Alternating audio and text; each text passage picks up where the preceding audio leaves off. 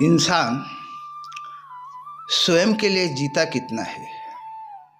जब बच्चा जन्म लेता उसको अपने जीवन के बारे में कोई उसको पता ही नहीं चलता।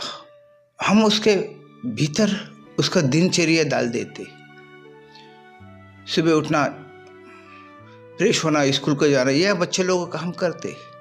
वही बच्चा स्कूल जाता तो उसके दिमाग के भीतर वो स्कूल का इतिहास, वो स्कूल की सब बातें उसके दिमाग में चलते रहती।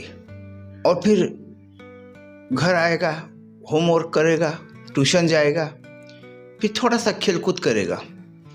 ये सब उस बच्चे के दिमाग में माँ बाप ने उसको दूसरों के लिए जीना सिखाते। और फिर जवानी में वो सुबह से शाम तक वो सब दूसरे के बारे में सोचता, खुद के बारे में सोचता ही नहीं। इंसान को जवानी में स्वयं की तरफ ध्यान देना चाहिए।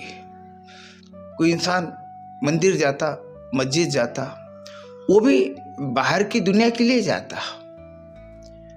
कभी ऐसा वक्त नहीं आता उसके जीवन के भीतर कि वो शांति से सोया है और वो प्राणायाम कर रहा, वो अपने श्वास के पास ध्यान दे रहा। वो ये नहीं सोच रहा कि उसका जीवन क्या है, उसने जन्म क्यों लिया, उसका जीवन किस तरह से उसको बिताना चाहिए, ये कभी वो सोचता ही नहीं। वो हर पल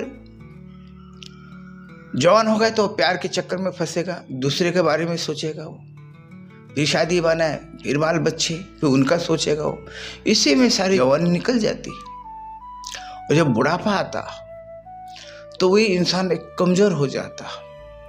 उसकी जो स्मृति है वो कम होने लगती। और वो आदमी बुढ़ापे में सोचता नहीं, सोचेगा भी तो क्या सोचेगा, वो मृत्यु से घबराएगा। और बुढ़ापे में भी वो यही सोचता कि सारी जिंदगी मैंने इनके लिए किया, उनके लिए किया, सबके लिए किया, आखिर को कौन किसका है। ये सब सोच विचार उसके दिमाग में बुढ़ापे में भी चलते रहता। और ऐसे बहुत कम बूढ़े मिलेंगे जिनका जीवन भला कटने से गया मगर बुढ़ापा अच्छा से जा रहा होगा। बहुत कम लोग। और जब इंसान रात में सोता भी है या दिन में सोता भी है, वो थक के सोता है। कभी उसने अपने जिस्म को ऐसा लिटाकर, सुलाकर, कभी उसने अपने भीतर उतरने की कोशिश नहीं करता कि तुम अपने भीतर उतरो। तुमने जन्म लिया क्यों, तुम्हारा जीवन क्या है। तुम इसके प्रति अगर थोड़ा भी सोचते तो तुम्हारे समझ में आ जाता कि जीवन क्या है।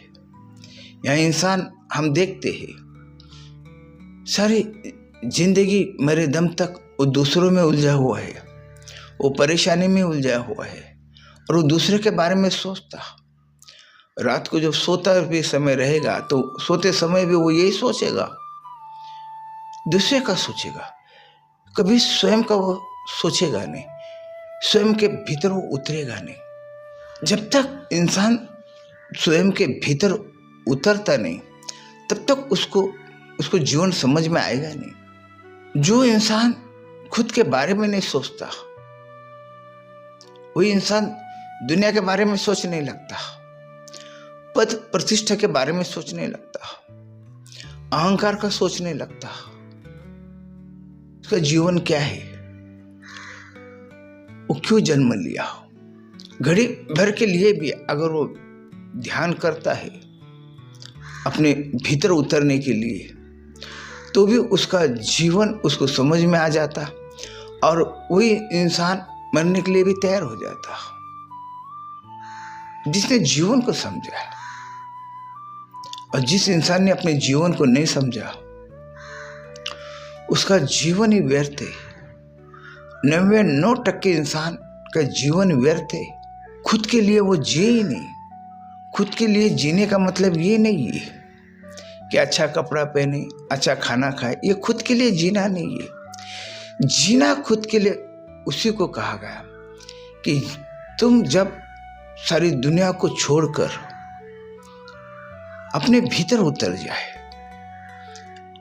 अपने भीतर की यात्रा करे, जिससे आपको पता चले आत्मा इस देह में रहकर कितना कष्ट उठाई, आपका मन इस जोन में कितना विचलित रहा, आपका इंद्रिय ने कितनी बीमारी परेशानी को झेली है, आपका शरीर ने कितना संघर्ष किया है, आपका जीवन इसी में बीत गया। कभी एक सुकून, कभी कोई इंसान खुद ब खुद हंसता है, जब उसको दूसरे हंसाते तभी वो हंसता है। वो खुद होकर कभी हंसा अपने जीवन के ऊपर?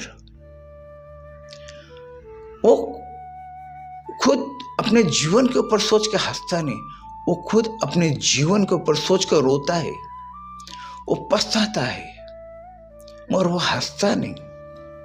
वो हंसेगा तभी, अपने भीतर वो जब उतरेगा तभी वो हंसेगा, अपना जीवन को समझेगा और यही कहेगा कि क्या जीवन इंसान की नौटंकियों से भरी हुई है, क्या इंसान को एक जोकर की तरह जिंदगी बिताना पड़ता है। अब उसने तो जीवन में सारा जीवन नौटंकी किया, सारा जीवन में जोकर बन के रहा, लोगों को हंसाता रहा, खुद रोता रहा, बच्चों को हंसाता रहा, खुद रोता रहा, बच्चों को ख्वाब दिखाता रहा और खुद ख्वाब से मिटता रहा। इस तरह के इंसान का जीवन है। कभी इंसान अपने आप से हंसा? मेरे वीडियो देखने वाले इंसान ने अगर अपने थोड़ा सा भी इस वीडियो के सुनते सुनते अगर आप सोचने लगोगे तो आपको पता चलेगा कि इंसान का जीवन किस तरह से व्यर्थ निकल जाता। और फिर तुम कितने भी जन्मों लो, वो सारे जन्म आपके व्यर्थ ही जाएंगे, क्योंकि जीवन की जो व्यवस्था जो बनी हुई है वो व्यवस्था ही गलत ढंग से बनी हुई, वो व्यवस्था ही संघर्ष के बिना कामयाबी नहीं है, तकलीफ के बिना सुकून नहीं है। जबकि इंसान के भीतर सुकून मौजूद है, इंसान के भीतर शांति मौजूद है, सब मौजूद है। भीतर की यात्रा करेगा तब। इंसान भीतर की यात्रा करता ही नहीं, इंसान बाहर की यात्रा करता, भागदौड़ करता। वो मक्का जाएगा, वो काशी जाएगा, वो जेरूसलम जाएगा, वो जहां बाहर उसको दिखाई देता, बाहर सुनाई देता, वो वहीं दौड़ता, वहीं जाता। वो अपने भीतर उतरने की कोशिश नहीं करता। और अपने भीतर उतरने का मतलब यही है कि भीतर जो कुछ पल अपने आत्मा को सुकून दो, अपने मन को सुकून दो, अपने दिमाग को रिलैक्स करो, अपने देह को रिलैक्स करो। कब तक उसको तुम कष्टों में चलाते रहोगे? कब तक तुम संघर्ष में उसको लेके जीते रहोगे? उसको कब तक भी उसको रिलैक्स छोड़ो, वो शरीर को रिलैक्स छोड़ो, वो मन को रिलैक्स छोड़ो। कब तक उसको तुम सोचने के लिए मजबूर करते रहोगे? कहीं तक उसकी सोच को रुकने दो, उसकी सोच को शांत होने दो। कभी तो तुम उस आत्मा से मिलने की कोशिश करो जो तुमको जिंदा रखा हुआ है। कभी तो इंद्रिय का तुम सोचो, जिस इंद्रिय को तुम मशीन की तरह चलाते, उस इंद्रिय का भी तो सोचो, कभी उसको भी तो थोड़ा आराम दो। तब इंसान को पता चलेगा कि इंसान का जीवन क्या है, इंसान के भीतर वो शांति और वो सुकून क्या है। तब पता चलेगा। इंसान को भीतर उतरने से पता चलता।